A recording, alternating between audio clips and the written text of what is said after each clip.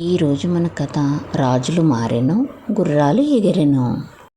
అనగనగా ఒక రాజుగారు తన రాజ్య పర్యటన చేస్తూ ఒక గుర్రాల బజారులోకి వెళ్ళారు. బజారులోని గుర్రాల వ్యాపారస్తులందరూ రాజుగారికి గుర్రాలు అమ్మాలని ప్రయత్నాలు మొదలెట్టారు. ఒకరిని మించి ఒకరు వారి వారి గుర్రాలను పొగడం మొదలెట్టారు.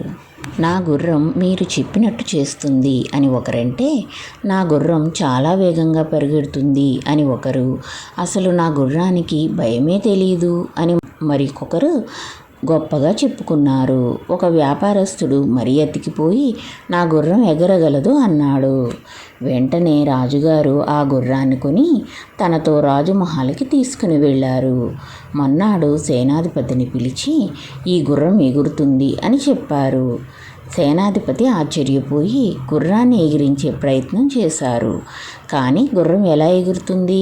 ఎగరలేదు. రాజుగారు అదేంటి, నిన్న మరి నాతో వ్యాపారస్తుడు అలా చెప్పాడు, అతన్ని పిలవండి అని ఆదేశించారు.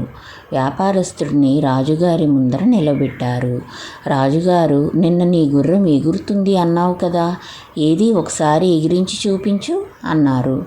మహారాజా, గుర్రం ఎగురుతుంది అంటే నా ఉద్దేశం అంత వేగంగా పెరగెడుతుందని అని వ్యాపారస్తుడు చెప్పాడు. ఆ తర్వాత ముఖ్యమంత్రిని పిలిచారు. ముఖ్యమంత్రి, నాకు ఈ గుర్రం ఎగిరితే చూడాలని ఉంది, ఈ పని మీరే చేయాలి అన్నారు. ముఖ్యమంత్రి దంగైపోయి, మహారాజా, గుర్రం ఎలా ఎగురుతుంది?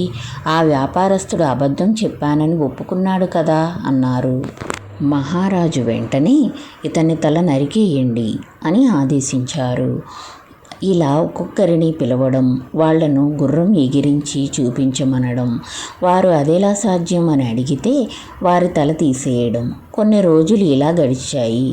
మొత్తానికి ఒకరోజు ఒక సభికుడిని పిలిచి రాజుగారు గుర్రాన్ని ఎగిరించమని ఆదేశించారు.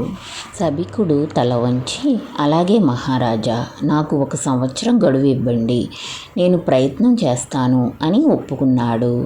రాజుగారు సంతోషించి 1 సంవత్సరం గడువు ఇవ్వడానికి ఒప్పుకున్నారు.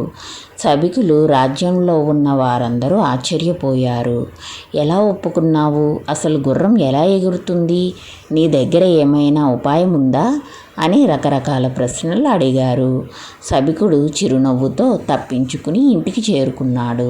1 సంవత్సరం గడువు అడిగితే వెంటనే ముందరున్న ప్రమాదం తొలగింది కదా, ఆ పైన చూద్దాం, ఏడాదిలో ఏమైనా కావచ్చు, రాజుగారు ఈ విషయం మర్చిపోవచ్చు, లేదా పట్టుదల తగ్గవచ్చు. భవిష్యత్తు ఎవరు చూశారు? రాజులు మారెను గుర్రాలు ఎగిరెను.